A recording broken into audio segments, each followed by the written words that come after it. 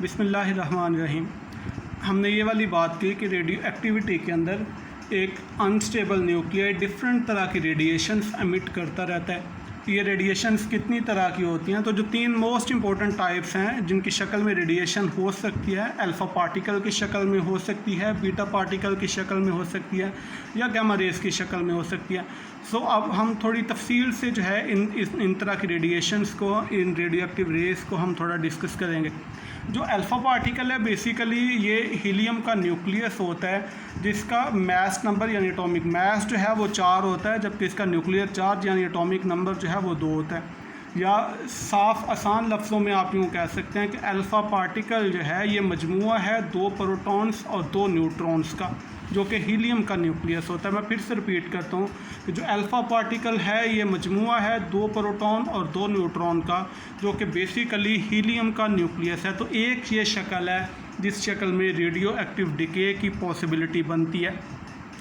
Alpha particle decay किन nucleus के अंदर होता है? तो जो प्रोटॉन रिच हैवी न्यूक्लियस होते हैं उनके अंदर चांस होता है अल्फ़ा पार्टिकल डिके का, और इस डिके के नतीजे में वो ज़्यादा, यानी जब अल्फ़ा पार्टिकल एमिट हो जाता है तो उसके नतीजे में वो ज़्यादा स्टेबल न्यूक्लियस के अंदर कन्वर्ट हो जाते हैं। मैं रिपीट करता हूँ कि जो प्रोटॉन रिच हैवी न्यूक्लियाई होते हैं उनके अंदर ये पॉसिबल मोड ऑफ डिके है, और इस डिके के नतीजे में वो ज़्यादा स्टेबल न्यूक्लियस के अंदर कन्वर्ट हो जाते हैं। अल्फ़ा पार्टिकल जो है इसकी प्रॉपर्टीज़ के हवाले से अगर हम थोड़ी बात करें तो अल्फ़ा पार्टिकल जो होता है ये हाईली आयोनाइजिंग पार्टिकल है। इसकी आयोनाइजिंग पावर जो है वो बहुत ज़्यादा होती है। ये मॉलिक्यूल्स को और एटम्स को जो है वो आयोनाइज कर सकता है। इसकी पेनिट्रेटिंग पावर जो है वो बड़ी लो है, चूँकि मतलब ये बहुत हैवी पार्टिकल होता है तो इसी हिसाब से पेनिट्रेटिंग नहीं होता इतना। कर सकता है मैटर को पार्टिकल, लेकिन ये जो स्किन और इवन एयर भी जो है इसकी जो पेनिट्रेशन है उसको रोक सकती है, यानी उसके शील्ड के तौर पे जो है ये एक्ट कर सकती हैं। सो इतना ज़्यादा पेनिट्रेटिंग नहीं होता लेकिन बहुत ज़्यादा आयोनाइजिंग होता है। अल्फ़ा पार्टिकल जब भी होता है किसी भी न्यूक्लियस में से, जब अल्फ़ा पार्टिकल की एमिशन होगी तो उसके नतीजे में जो डाटर एलिमेंट बनेगा उसका एटॉमिक मास जो है वो 4 दर्जे कम हो जाएगा और उसका जो एटॉमिक नंबर है ये 2 दर्जे कम हो जाएगा। मैं रिपीट करता हूँ इस बात को कि जब भी किसी न्यूक्लियस में से अल्फ़ा पार्टिकल डिके होगा, अल्फ़ा पार्टिकल की एमिशन होगी, तो उसके नतीजे में जो डाटर एलिमेंट बनेगा उसका एटॉमिक नंबर पेरेंट जो न्यूक्लियस है उसके मुकाबले में 4 कम होगा, और उसका जो एटॉमिक मास जो है वो पेरेंट न्यूक्लियस के मुकाबले में 4 कम होगा, और एटॉमिक नंबर जो है वो 2 कम होगा पेरेंट न्यूक्लियस के मुकाबले में। सो पीरियोडिक टेबल में डिस्प्लेसमेंट के हवाले से देखें तो जो एलिमेंट है यानी न्यूक्लियस है, जब उसमें से अल्फ़ा पार्टिकल डिके होता है तो वो 2 दर्जे लेफ़्ट की तरफ मूव कर जाता है। यानी अगर पेरेंट एटम जो है वो 6th पीरियड से बिलोंग कर रहा है तो जो डाटर न्यूक्लियाई है वो 4th पीरियड में आ जाएगा।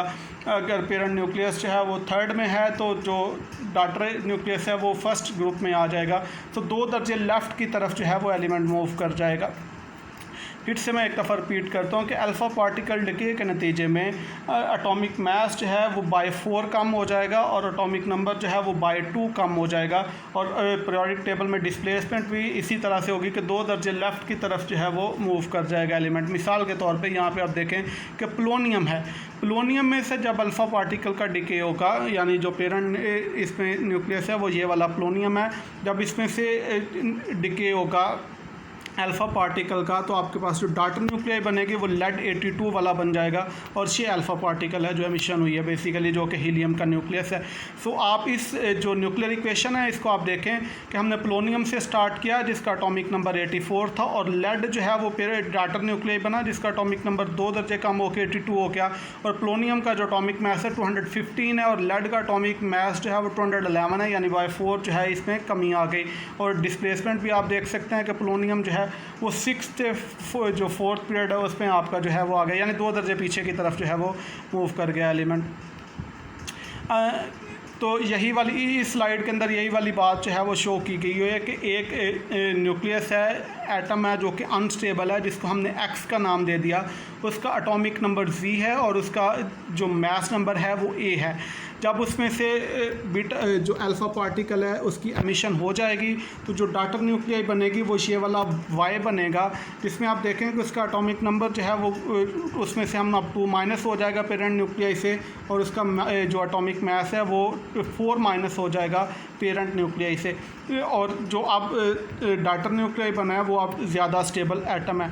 सो यही अल्फ़ा डिके है, यानी अल्फ़ा डिके में होता है कि एक हैवी जो एटम है उसका डिके होता है और वो एक लाइटर स्टेबल एटम के अंदर जो है वो कन्वर्ट हो जाता है। 4 दर्जे उसका जो है वो एटॉमिक मास कम हो जाता है, 2 दर्जे उसका जो है वो एटॉमिक नंबर कम हो जाता है। अब यहाँ पे डिफरेंट एग्जांपल्स हम डिस्कस कर लेते हैं जिसमें अल्फ़ा डिके होता है। इसमें आप देखें रेडियम है जिसका डिके हुआ है, अल्फ़ा पार्टिकल जिसमें से निकला है, और रेडियम जो कि 88 वाला एलिमेंट है, सेकंड ग्रुप से जो है वो बिलोंग कर रहा होता है। 88 इसका जो है वो एटॉमिक नंबर है, 226 जो है इसका मास नंबर है, और जब अल्फ़ा पार्टिकल इसमें से निकल जाता है तो रेडॉन बन जाता है जिसका एटॉमिक नंबर जो है वो 86 है और एटॉमिक मास जो है इसका 222 है, और ये 0 ग्रुप से जो है वो बिलोंग करता है। तो ये वाली बात आप समझ सकते हैं इस एग्जांपल से भी कि जब अल्फ़ा पार्टिकल डिके हुआ तो एटॉमिक नंबर 2 दर्जे जो है वो कम हो गया और एटॉमिक मास जो है वो 4 दर्जे कम हो गया।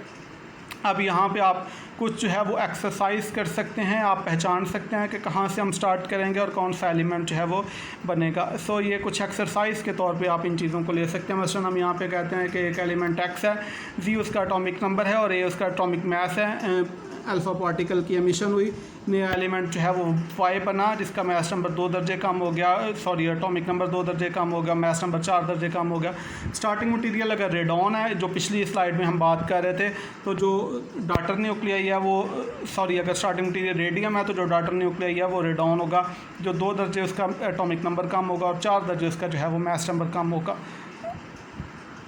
अब यहाँ पे आप एलिमेंट्स को शनाख्त कर सकते हैं एक्सरसाइज के तौर पे, यानी अगर हम स्टार्ट कर रहे हैं रेडॉन से और अल्फ़ा पार्टिकल एमिट हुआ है तो वाई जो एटम बना है वो कौन सा होगा। तो अब आप सिंपली जो है इस एक्सरसाइज को कैसे कर सकते हैं, आप यूँ समझ लें कि जो स्टार्टिंग जो पेरेंट न्यूक्लियाई है उसका एटॉमिक नंबर 86 है, तो जो डॉटर न्यूक्लियाई है डेफिनेटली उसका एटॉमिक नंबर जो है वो 84 होना चाहिए। अब 84 एटॉमिक नंबर जो है वो किसका है, पोलोनियम का। सो आपको समझ आ गई कि यहाँ पे जो डॉटर न्यूक्लियाई बनेगा वो कौन सा बनेगा, पोलोनियम। सो आप यहाँ से स्टार्टिंग मटेरियल का भी हिसाब, यानी अगर पेरेंट न्यूक्लियाई दिया हुआ है तो आप अंदाज़ा लगा सकते हैं कि डॉटर न्यूक्लियाई है वो कौन सा होगा, और अगर डॉटर न्यूक्लियाई गिवन है तो आप ये अंदाज़ा लगा सकते हैं कि हमने स्टार्ट जो है वो कहाँ से किया। यहाँ से अगर हम रेडॉन से स्टार्ट कर रहे हैं तो we will end up at polonium. इसी तरह ये एक्सरसाइज आप देख सकते हैं, इस एक्सरसाइज में आपने ये वाला पहचाना है कि जो स्टार्टिंग मटेरियल है वो क्या है, यानी एक एलिमेंट एक्स है with atomic number Z and atomic mass A. जब उसमें से अल्फ़ा पार्टिकल का डिके हुआ तो ये वाला एलिमेंट थोरियम आपके पास बना जिसका एटॉमिक नंबर 90 है और एटॉमिक मास 230 है। अब स्टार्टिंग मटेरियल की आपने यहाँ पे शनाख्त करनी है, तो जो डॉटर न्यूक्लियाई है उसका चूँकि एटॉमिक नंबर 90 है तो जो पेरेंट न्यूक्लियाई है उसका एटॉमिक नंबर डेफिनेटली 92 होना चाहिए, यानी 2 दर्जे ऊपर होना चाहिए। और 92 जो है वो किसका एटॉमिक नंबर है, यूरेनियम का, और उसका मास नंबर अब डॉटर न्यूक्लियाई का चूँकि 230 है तो जो पेरेंट न्यूक्लियाई है उसका 234 होगा। इसी तरह ये वाली एक्सरसाइज भी आप उसी तरह से जो है वो सॉल्व कर सकते हैं कि थोरियम से हमने स्टार्ट किया, अल्फ़ा पार्टिकल एमिट किया, थोरियम 90 से हमने स्टार्ट किया तो जो डॉटर न्यूक्लियाई होगा डेफिनेटली उसका 88 जो है वो एटॉमिक नंबर होगा, और 88 जो है एटॉमिक नंबर किसका है, रेडियम का। इसी तरह से यहाँ पे भी आप ये वाली बात जो है इसी तरह से एक्सरसाइज जो है वो कर सकते हैं कि यानी एक एटम न्यूक्लियस एक्स था, उससे अल्फ़ा पार्टिकल की एमिशन हुई, लेड बना 82 वाला, लेड 82 है तो जो स्टार्टिंग मटेरियल है डेफिनेटली वो 84 वाला होगा जो कि पोलोनियम है। अब बीटा डिके की हम बात कर लेते हैं कि बीटा पार्टिकल जो है बेसिकली ये फास्ट मूविंग इलेक्ट्रॉन्स होते हैं और ये कहाँ से एमिशन होता है। आप ये वाली बात यहाँ पे समझ लें कि अगरचे बीटा पार्टिकल जो है ये फास्ट मूविंग इलेक्ट्रॉन है, लेकिन इनका उन इलेक्ट्रॉन के साथ लेना देना नहीं है जो हम कहते हैं कि एटम में न्यूक्लियस के राउंड इलेक्ट्रॉन जो हैं वो रिवॉल्व कर रहे होते हैं। ऐसी बात नहीं है, बीटा पार्टिकल बेसिकली ये न्यूक्लियस से ही निकलता है अगरचे ये फास्ट मूविंग इलेक्ट्रॉन, लेकिन इसका जो एमिशन है वो बेसिकली न्यूक्लियस से होता है। और इस एमिशन का तरीक़ेकार ये है बेसिकली कि जो एक न्यूट्रॉन होता है न्यूक्लियस के अंदर वो टूट जाता है और उसके टूटने के नतीजे में एक प्रोटॉन बनता है और एक इलेक्ट्रॉन बनता है यानी बीटा पार्टिकल। अब बीटा पार्टिकल एमिट हो जाता है। दोबारा से आप इस प्रोसेस को समझें कि बीटा डिके किस तरह से होता है। न्यूक्लियस के अंदर मौजूद एक न्यूट्रॉन वो टूटता है और उसके टूटने के नतीजे में एक प्रोटॉन बनता है और एक बीटा पार्टिकल, यानी ओवरऑल रिज़ल्ट इसका ये होगा कि न्यूट्रॉन जो कि टूटा है उसकी तादाद एक कम हो जाएगी न्यूक्लियस में और प्रोटॉन उसके नतीजे में चूँकि बना है तो प्रोटॉन एक ज़्यादा हो जाएगा। तो बीटा डिके जब भी होता है न्यूट्रॉन एक कम हो जाता है और प्रोटॉन एक ज़्यादा हो जाता है। तो आप यूँ समझ सकते हैं कि उसका जो मास नंबर है उसके ऊपर तो डाटर न्यूक्लियाई के कोई फ़र्क नहीं पड़ेगा, लेकिन उसका एटॉमिक नंबर चूँकि हम नंबर ऑफ़ प्रोटॉन्स को कहते हैं और प्रोटॉन एक तादाद में बढ़ रहा है, तो जब भी बीटा डिके होगा तो जो एटॉमिक नंबर है वो एक ज़्यादा हो जाएगा। एक दफ़ा फिर से मैं रिपीट कर देता हूँ इस बात को कि बीटा डिके बेसिकली ये फास्ट मूविंग इलेक्ट्रॉन्स हैं जो कि एमिट होते हैं फ्रॉम न्यूक्लियस, और इसका तरीक़ेकार ये होता है कि न्यूक्लियस में मौजूद एक जो न्यूट्रॉन है वो टूटता है जिसके नतीजे में एक प्रोटॉन और एक जो है वो बीटा पार्टिकल बनता है। तो जब भी बीटा डिके होगा न्यूट्रॉन एक कम हो जाएगा, प्रोटॉन एक ज़्यादा हो जाएगा, मास नंबर सेम रहेगा, लेकिन जो एटॉमिक नंबर है वो चूँकि नंबर ऑफ़ प्रोटॉन होते हैं वो एक ज़्यादा हो जाएगा। यही वाली और ये जो बीटा डिके है ये किन एलिमेंट्स में ज़्यादा होता है, किन न्यूक्लियाई में ज़्यादा होता है। तो जो neutron rich radio active nuclei हैं उनके अंदर मोस्टली जो है वो बीटा पार्टिकल की एमिशन होती है। जैसे हमने पीछे बात की थी कि जो प्रोटॉन रिच न्यूक्लियाई होती है उनके अंदर अल्फ़ा पार्टिकल का ज़्यादा एमिशन होता है, लेकिन जो न्यूट्रॉन रिच न्यूक्लियाई होते हैं उनके अंदर जो मोड ऑफ डिके है वो ज़्यादातर बीटा डिके होता है। और इसमें हम ये वाली बात पीछे कर ली कि न्यूट्रॉन एक टूट के एक प्रोटॉन बन जाता है और एक जो है वो फास्ट मूविंग इलेक्ट्रॉन बन जाता है।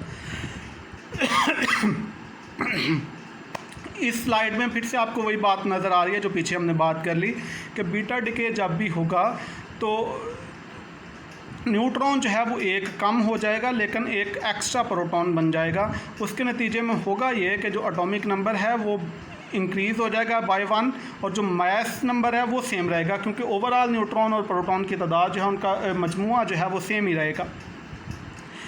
अच्छा जी, बीटा पार्टिकल्स के लिए डिफरेंट नाम जो हैं वो यूज़ हो सकते हैं जो नाम यहाँ पे मेंशन किए हुए हैं। अब ये एग्जांपल्स आ गए कुछ, मसलन इस एग्जांपल में आप देखें, बल्कि इस एग्जांपल को शुरू करने से पहले फिर से मैं एक बात रिपीट कर देता हूँ कि जब बीटा डिके होगा तो एटॉमिक नंबर जो है वो बाय 1 जो है वो इंक्रीज़ हो जाएगा और मास नंबर सेम रहेगा। मसलन यहाँ पे हम देखें कि वी स्टार्टेड फ्रॉम पोलोनियम जिसका एटॉमिक नंबर 84 है और एटॉमिक मास इसका 218 है। एस्टेटीन जो है इसमें न्यूक्लियाई बना, उसमें आप देखें कि उसका जो एटॉमिक मास है वो तो सेम ही है 218, लेकिन उसका जो एटॉमिक नंबर है वो 84 से 85 हो गया बीटा पार्टिकल डिके के नतीजे में। यानी बीटा पार्टिकल जब निकला तो जो डाटर न्यूक्लियाई है उसमें आप देखें कि जो मास नंबर है वो तो सेम ही है लेकिन एटॉमिक नंबर जो है वो एक ज़्यादा हो गया, और उसकी वजह यही हुई कि न्यूट्रॉन एक टूटा, एक प्रोटॉन ज़्यादा हो गया जिससे एटॉमिक नंबर ज़्यादा हो गया, और मास नंबर चूँकि प्रोटॉन प्लस न्यूट्रॉन होते हैं, प्रोटॉन प्लस न्यूट्रॉन सेम ही रहे, यानी एक न्यूट्रॉन एक प्रोटॉन में कन्वर्ट हो गया, लेकिन ओवरऑल इनकी तादाद जो है वो बराबर ही रही। सो मास नंबर के ऊपर कोई फ़र्क नहीं आएगा। इसी तरह ये कुछ एग्जांपल्स हैं जिनको आप एक्सरसाइज के तौर पे ले सकते हैं। यानी हमें अब समझ आ गई कि जब हम यहाँ से स्टार्ट करेंगे एक्स से जो कि अनस्टेबल न्यूक्लियाई है जिसका एटॉमिक नंबर जो है वो जी है और एटॉमिक मास ए है, तो जो डाटर न्यूक्लियाई है उसका एटॉमिक नंबर जी +1 होगा, एक दर्जे बढ़ जाएगा, और एटॉमिक मास जो है वो सेम ही रहेगा। यानी जो पिछली एग्जांपल हमने बात की कि पोलोनियम से जो है वो रेडॉन बना, पोलोनियम 84 और रेडॉन जो है वो 85 है, अगरचे मास नंबर जो है वो दोनों दफ़ा सेम ही रहा। इसी तरह यहाँ पे आप देखें कि हमने थोरियम से स्टार्ट किया जिसका एटॉमिक नंबर 19 और एटॉमिक मास जो है 234, और वाई जो है वो आप डाटर न्यूक्लियाई है, उसका जी जो है वो कितना होगा ये अब आपको समझ होगी कि 91 होगा, और 91 जो है वो आप किसका होता है, प्रोटॉक्टीनियम का। यानी अब हम शनाख्त कर सकते हैं कि अगर हम थोरियम से स्टार्ट कर रहे हैं तो जो डाटर न्यूक्लियाई है वो प्रोटॉक्टीनियम यानी वो वाला एलिमेंट होगा जिसका एटॉमिक नंबर थोरियम से एक दर्जे ऊपर है। यानी थोरियम अगर 90 है तो जो डाटर न्यूक्लियाई है उसका एटॉमिक नंबर 91 होना चाहिए, और ये 91 जो है वो प्रोटॉक्टीनियम का जो है एटॉमिक नंबर है। इसी तरह यहाँ पे है, यहाँ पे आपने जो पेरेंट न्यूक्लियाई है उसकी शनाख्त करनी है। जो डॉटर न्यूक्लियाई है लेड है, तो लेड का एक एटॉमिक नंबर ज़्यादा है, तो इसका मतलब इससे एक कम जो है वो पेरेंट न्यूक्लियाई होगा और एक कम जो है वो किसका एटॉमिक नंबर होता है, थैलियम का। तो यहाँ पे जो है इस एक्सरसाइज के अंदर डॉटर न्यूक्लियाई गिवन है और पेरेंट न्यूक्लियाई की हमने शनाख्त कर ली। यहाँ पे आप देखें कि अगेन पेरेंट न्यूक्लियाई गिवन है, डॉटर न्यूक्लियाई की शनाख्त करनी है। स्टार्टेड फ्रॉम बिस्मथ जिसका एटॉमिक नंबर 83 है, तो जो डॉटर न्यूक्लियाई है वो वाई होगा। और डेफिनेट बात है कि वाई का एटॉमिक नंबर 84 होना चाहिए और ये 84 किसका एटॉमिक नंबर है, पोलोनियम का। तो यहाँ पे भी हमने डॉटर न्यूक्लियाई की शनाख्त कर ली। इसी तरह पे ये वाली एक एग्जांपल है कि हमने स्टार्ट जो है वो कहाँ से किया, एक पेरेंट न्यूक्लियाई एक्स जो है उसको हमने शनाख्त करना है। जो डॉटर न्यूक्लियाई है वो बिस्मथ है 83 वाला, तो पेरेंट न्यूक्लियाई जो है इसका एटॉमिक नंबर इससे एक दर्जे कम होना चाहिए यानी 82 होना चाहिए। और 82 किसका एटॉमिक नंबर है, लेड का। अब हम थोड़ा कंपैरिजन बना लेते हैं कि बीटा पार्टिकल और इलेक्ट्रॉन में क्या फ़र्क होता है, क्योंकि पीछे भी मैंने ये बात कर ली कि बीटा पार्टिकल अगरचे फास्ट मूविंग इलेक्ट्रॉन्स होते हैं, लेकिन ये वो इलेक्ट्रॉन्स नहीं हैं जिनके मतलब हम कहते हैं कि किसी एटम के अंदर न्यूक्लियस के अराउंड शेल्स होते हैं जिनमें इलेक्ट्रॉन रिवॉल्व कर रहे होते हैं। ये इलेक्ट्रॉन एक्चुअली जो एमिट होता है वो न्यूक्लियस से होता है। तो इनमें सिमिलैरिटी क्या है और डिफरेंस क्या है ये हम बात कर लेते हैं। तो सिमिलैरिटी तो ये आ गई इनमें कि ये जो दोनों पार्टिकल हैं यानी बीटा पार्टिकल और इलेक्ट्रॉन दोनों जो हैं वो नेगेटिवली चार्ज हैं और इनके ऊपर चार्ज जो है वो -1 होता है। और डिफरेंस जो है इनके अंदर क्या है कि जब भी इलेक्ट्रॉन लूज़ करता है जिसको हम आयनाइजेशन कहते हैं, तो उसके नतीजे में केटाइन फॉर्म होता है। ये कॉमन ऑब्जर्वेशन की बात है केमिस्ट्री वालों के लिए कि जब भी किसी एटम से, न्यूट्रल एटम से इलेक्ट्रॉन निकलता है तो उसके नतीजे में एक पॉजिटिव चार्ज जो है वो एटम के ऊपर आ जाता है यानी वो केटाइन बन जाता है। ऑन द अदर हैंड जब हम बात करते हैं कि न्यूक्लियस बीटा पार्टिकल लूज़ करता है तो न्यूट्रल एलिमेंट ही फॉर्म होता है, इसके ऊपर कोई चार्ज जो है वो नहीं आता। तो एक जो है वो पॉइंट ऑफ सिमिलैरिटी आ गया और एक पॉइंट ऑफ डिफरेंस आ गया दोनों तरह के पार्टिकल्स में।